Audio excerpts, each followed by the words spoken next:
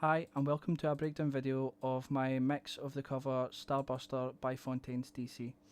The first thing I would like to talk about is the drums, because they're one of the most important parts of this cover, especially the song, because they're quite punchy and they're quite out there.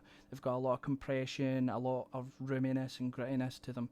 So the first thing we set out to do was think about how we're going to record the drums.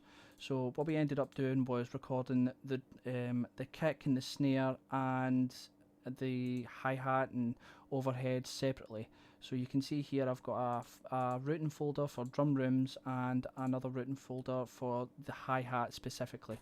The reason we done this is because we wanted different processing on the two. We wanted the hi-hats to be a little bit more snappy, especially in this area. We wanted to take out some of that high range frequency for the hi-hats compared to the drum rooms. So the first thing we ended up doing was recording them separately, and once we once we've recorded them, I ended up adding a compressor onto the drum rooms. This is mainly the overheads and stuff like that. So this compression here, you can see I have quite a high input and output in it. I've balanced the volume by going in and out and bypass as well, just to make sure that they're roughly level. The attack and the release are fairly fast. There's a 3 millisecond attack on attack, and there's roughly a 4 millisecond release on this. I've also got all the ratios turned on. This is the compression ratio. This is just to give it an extra oomph. So for example, if you listen here,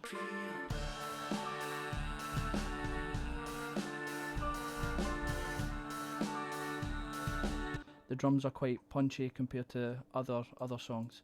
I've also got a EQ here as well, roughly in the 1 to 2k range.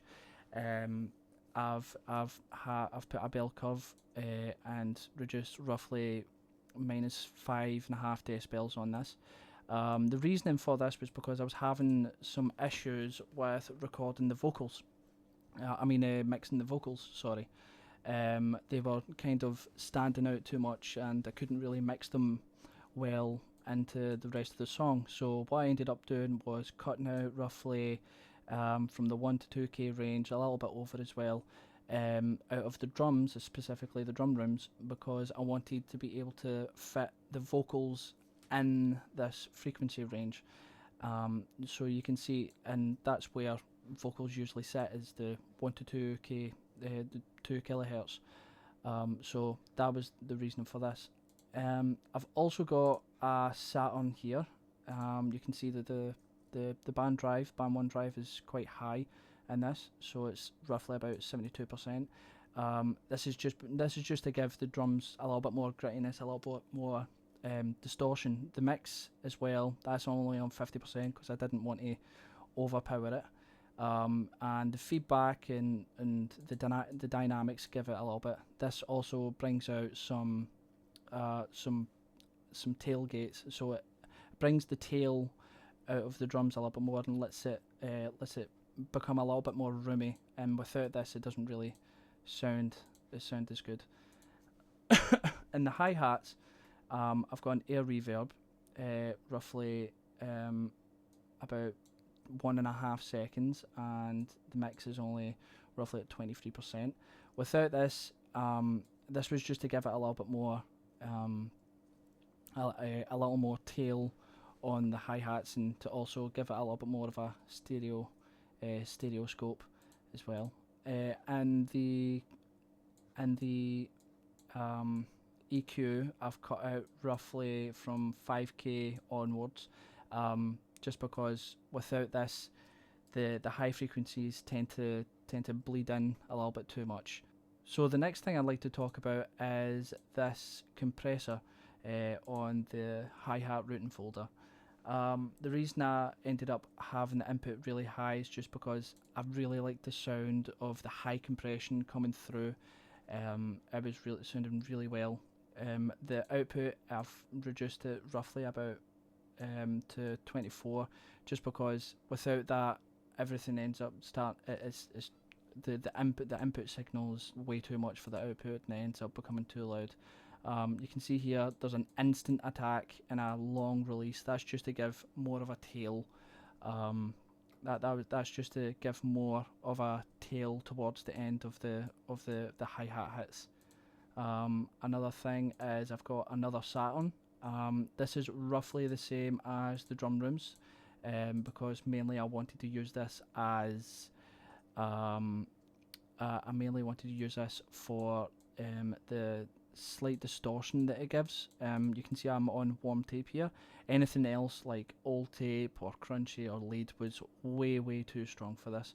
So if you listen to the hi-hats here,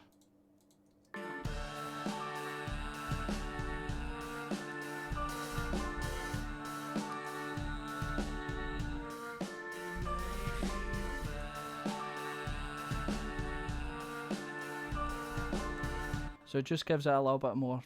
It gives a little more of a boost to it, and it crunches up the hi-hats as well. So the next thing I'd like to talk about is this channel here. This is drum kick. It's badly named. It's the kick and snare.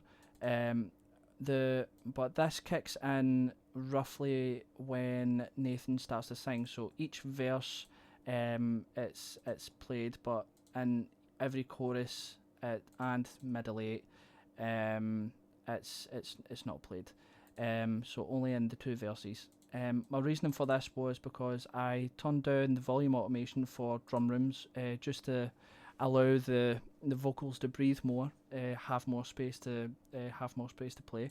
And this is for the rest of the song, just because Nathan continues to sing for the rest. So at the start of the song, it's quite loud, and then it kind of kicks down. However, when I done this with the drum rooms, for the routing folder for the kick and snare, it didn't really sound too well. The kick and snare were kind of lacking. So to combat this, I added a dry audio channel of the kick and snare, and also implemented this into the verses. This is just so I can give more of a punch to the kick and snare, especially in each of the verses.